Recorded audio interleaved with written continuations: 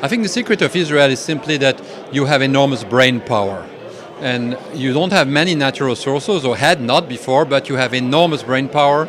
And that makes a lot of Israeli startups very interesting for international companies that do not have the same quality of education. We believe that the relation between China and Israel, especially in the industry, is that Israel is very famous for its high tech, and China is very famous also for its the marketing. Once we talked about the startup nation, is it still true?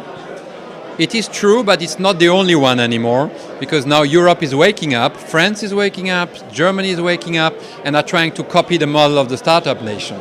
I think Israeli entrepreneurs should be very patient and not try to sell off their companies too fast, because they will create much more value both for them and for Israel, creating larger local companies. For Chinese people and even the Chinese government, we have also deep feeling about the Israeli people. This is one of the advantages. Positive feeling. Positive, yes, very positive. And also Israel in China, it's very hot. The idea about Israel is very hot in China.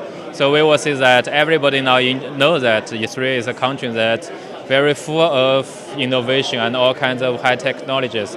We believe that it's a very good advantage for the Israel country. And you really done a very good job in the past 10 or 20 years. Now, with all the political issues, the international diplomacy issues, what are you feeling in terms of the deterrence of sometimes countries and businesses dealing with Israel? Obviously, there is a change in view of Israel, especially now in the last year and with the summer, because there is also a change of generation around the world.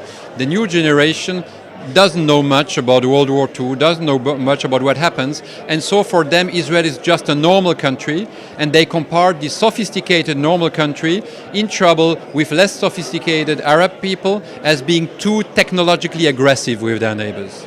So what can be done or should be done? Like, do you sometimes find yourself explaining why it is okay to work with Israel? Not sometimes, all the time.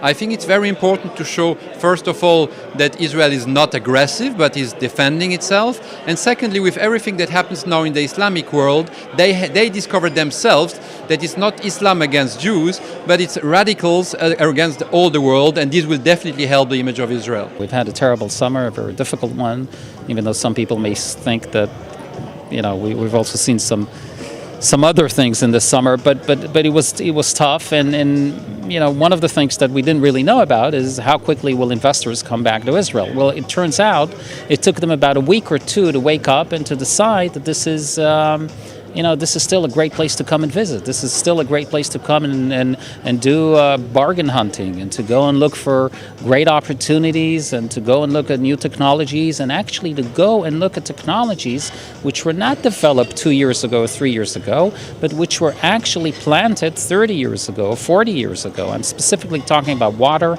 and ag and healthcare. All of these industries we're now reaping the fruits of many, many, many years of R&D and investments.